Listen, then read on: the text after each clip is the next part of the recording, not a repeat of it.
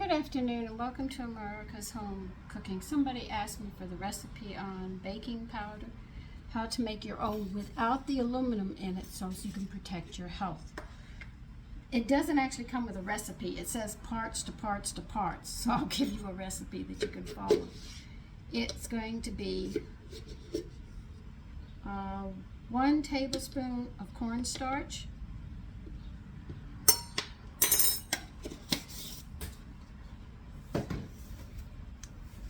1 tablespoon of baking soda,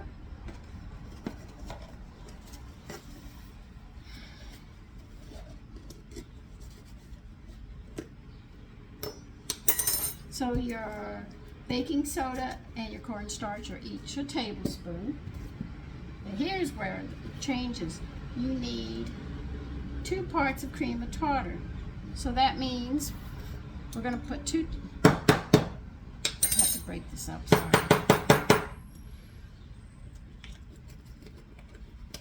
Hold on. That means you need 2 tablespoons of cream of tartar. And cream of tartar is a byproduct of wine making. Baking soda is a mineral from the ground. And cornstarch is the starch of the corn.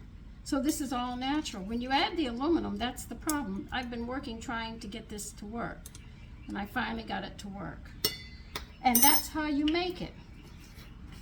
You use 1 tablespoon baking soda, 1 tablespoon cornstarch, and 2 tablespoons of cream of tartar. And I put it in the bowl here. You didn't have to see me banging everything up. You have to mix it thoroughly.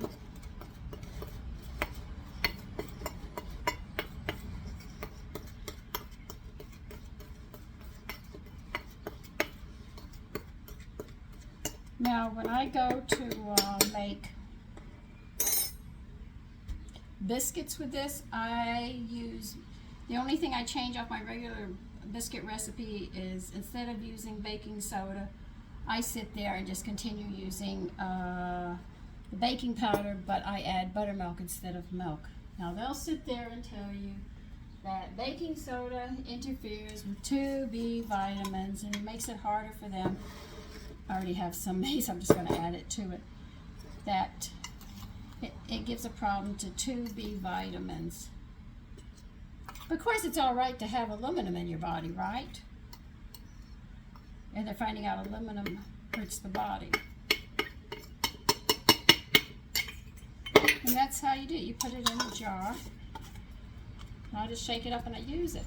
So if I go to make biscuits, I just change the milk to buttermilk and that's it. I'm not going to. And if I have a recipe that asks for baking powder and baking soda, leave the baking soda off because you will notice that it will rise too high and then collapse because because it has a lift, it forces air into it, and if you don't have enough dough, it will explode and then implode. And that's what happened when I first started using it. I had to learn how to work with homemade baking powder. So if you're using homemade baking powder, you want to make it and get away from the aluminum that hurts our bodies, and they're now finding out about it. Just remember, don't use the baking soda. If a recipe says baking powder, baking soda, don't use it. Don't touch the baking soda. Just use the baking powder if you're using your homemade, and everything should be fine. God, my hair is sticking out. That's the humidity. I knew it. So just remember those few tricks. I had to learn the hard way. I made four batches of muffins trying to get it to work. And I said, what the heck? I'm just going to leave the baking soda out of because it said baking powder, baking soda, flour, sugar. I said, let me just wipe out the baking soda and just use the baking powder, they said. And my muffins came out beautifully. So I have made muffins, I have made cornbread, I've made cakes, and I've made, I've made biscuits, cornbread, cake, and muffins. So it does work using this. If the recipe says baking soda, just leave it out and you shouldn't have any problems. So anyway, take care and try it. You'll be surprised. Okay? Bye-bye.